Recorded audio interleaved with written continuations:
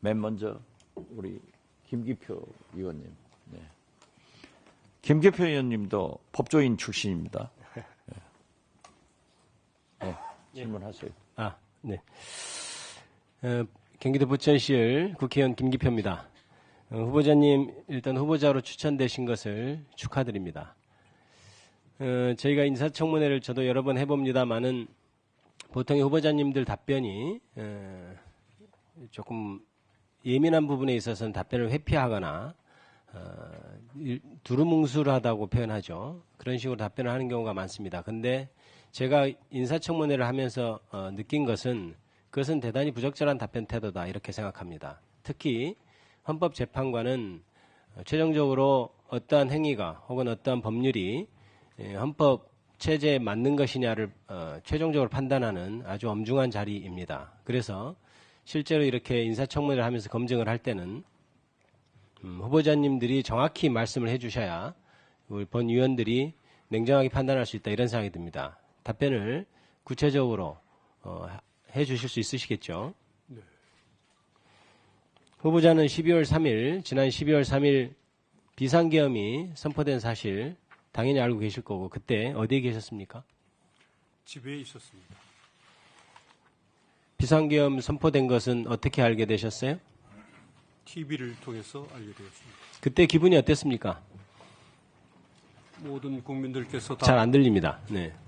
그래 하셨을 것으로 생각합니다만은 대단히 놀랐습니다. 놀랐다는 거 말고 구체적으로 다른 느낌은 또 없었나요? 제 어린 시절에 제가 다닌 고등학교가 고려대학 부근에 있었습니다.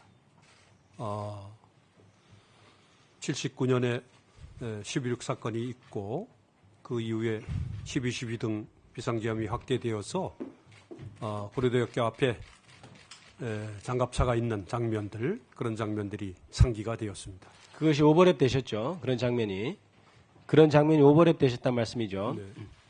당시에 여의도 국회로 달려온 모든 많은 시민들 그리고 대다수의 국민들은 모두 다 같은 심정이었을 것으로 생각됩니다. 우리가 역사에서 아픈 기억이었던 광주 민주항쟁부터 그 이전의 아픈 역사를 같이 오버랩 됐을 거라고 생각합니다. 저도 마찬가지였으니까요. 이게 정상적인 상황이라고 생각되셨나요? 대단히 놀랐다는 말씀을 올립니다. 계엄법 제2조 2항은 비상계엄에 대해서 대통령이 전시, 사변 또는 이에 준하는 국가 비상상태 시 적과 교전 상태에 있거나 사회질서가 극도로 교란되어 행정 및 사법 기능의 수행이 현저히 곤란한 경우에 선포할 수 있도록 되어 있는 거 알고 계시죠? 네. 그때 당시 이러한 요건이 충족되었다고 생각하셨나요? 당시 비상계엄의 선포가 요건을 충족하였는지 실체적 또는 절차적인 요건을 충족하였는지 여부는 제가 헌법재판관으로 임명이 된다면 다뤄야 할 탄핵 심판 사건의 중요한 쟁점이 될 것으로 생각을 합니다. 제가 아까 답변을 구체적으로 해주십사 말씀드렸는데 첫 답변부터 굉장히 애매하게 말씀하시네요. 제가 한 가지만 여쭤보겠습니다. 당시가 전시 상황이었습니까? 그 점을 포함해서 전시 상황이었습니까? 아닙니까? 그 점에 대한 전시 상황이었습니까? 아닙니까? 네, 제가 한 말씀만 올리겠습니다. 네. 그런 문제를 포함해서 탄핵 심판의 쟁점에 대해서 아니요, 제가 전시 지금 상황이었습니까? 미리 아니었습니까? 말씀을 드리게 되면 제가 헌법재판관이 되었을 때 제가 행하는 그 탄핵 심판의 심리나 결정과 관련해서 그 공정성에 대해서 의심이 발생할 소지가 있습니다. 그거는 알겠습니다. 이를 저해서 네, 후보자님. 드리는 말씀이어서 그건 알겠어요. 이를 널리 잠시만요. 제가 양해해 질문합니다. 주십시오. 그건 알겠습니다. 전시 상황이었습니까? 아니었습니까? 그 점에 대한 판단도 역시 중요한 쟁점과 관련돼 있어서 당시는 전시 상황도 아니었고 사변 또는 이에 준하는 국가 비상사태가 전혀 아니었죠. 그거는 후보자님께서 그렇게 답변하시면 안 됩니다. 초등학교 학생들까지도 이번 계엄에 대해서 이런 죄송합니다. 참 개엄한 상황이었다 이런 식으로까지 놀림의 대상이 되고 있을 정도로 너무나 어이없는 상황이에요. 평생을 교관으로 근무하셨던 분이 그렇게 애매하게 얘기하면 안 된다고 생각합니다. 전시사변도 아니고 이에 준하는 국가 비상사태도 전혀 아니었고 적과 교전 상태에 있거나 사회질서가 극도로 교란된 상황도 아니었고 행정과 사법은 원활히 다 돌아가고 있었습니다. 그런 상황에서 비상계엄이 선포되었다는 것은 후보자님께서 지금 답변을 안 하시지만 그런 것으로 생각하실 거로 저는 믿습니다. 그렇지 않다고 생각하는 국민은 거의 없다고 저는 생각하기 때문입니다. 이 비상계엄에 대해서 입법부에 대한 활동에 제한을 둘 수 있습니까? 그거는 이것과 상관없습니다. 입법부에 대해서 줄 수 있는지 없는지에 대해서는 답변할 수 있다고 생각합니다.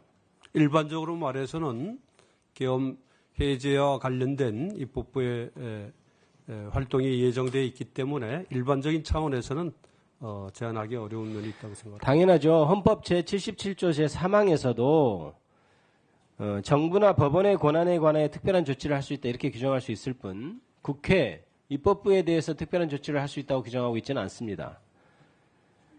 그리고 또한 개헌법에서도 아까 말씀드렸듯이 2조 2항은 행정 사법 기능이 수행이 어려울 경우에 얘기를 하고 있지 입법에 대해서 전혀 언급하고 있지 않아요. 그래서 헌법 제70조 제4항, 5항은 계엄을 선포할 때 다 알고 계시죠? 대통령은 지체 없이 국회에 통과하도록 돼 있고 국회가 제적은 과반수의 찬성으로 계엄 해제를 요구할 때는 대통령이 이를 해제해야 한다고 이렇게 규정되어 있는 거 알고 계시죠? 맞습니까? 알고 있습니다. 그렇다면 국회 활동에서 이를 제한할 수 없다고 봐야 되고 오히려 신속히 통보해줘서 국회가 해제해야 한다고 판단하면 신속히 해제 결의를 할 수 있도록 도와줘야 되는 겁니다. 그래야 비상계엄을 발령한 상황에서도 국가가 정상적으로 작동할 수 있는 최소한의 장치죠. 그런데도 불구하고 그때 당시 어떻게 했습니까? 국회에 누가 들어왔습니까? 누가 들어왔죠? 군인들이 들어왔던 것으로 알고 있습니다. 군인들이 들어온 것이 이런 국회 해제 요구 1분 다 드리세요. 국회에 통과하도록 돼 있고 국회가 최종적으로 비상계엄을 통지할 수 있는 즉 해제 요구를 할 수 있는 그런 것을 보장했다고 보십니까? 그 당시 통고 등 절차적 요건을 준수했는지 또 말씀하신 군인들이 국회에 들어온 것이 국회의 권한을 침해한 것인지 그 여부에 대해서도 역시 탄핵 심판이 쟁점이 될 것으로 예상이 되어서 제가 구체적인 말씀을 드리지 못하는 것을 널리 양해해 주십시오. 우리는 역사상 아픈 기억 때문에 비상계엄, 계엄법에 헌법에서부터 국회 해제 요건을 두고 있고 그래서 그것이 최후의 보루로서 저렇게 자의적인 비상계엄을 행사할 때 가장 막을 수 있는 최후에 막을 수 있는 보루로서 국회 해제 요건을 만들어 놓은 것입니다. 그런데 그것을 무력화시키려고 했던 것 이것에 대해서 헌법재판 판단하실 때도 엄중히 따져주시기 바랍니다. 알겠습니다. 만약 후보자님, 네. 지금 후보자가 몸을 너무 사리는 것 같아요. 지금 질문했잖아요. 비상계엄 선포 당시에 전쟁 상황이었냐. 이것도 답변을 회피하는 것은 좀 문제가 있습니다. 다시 묻겠습니다. 전쟁 상황이었습니까?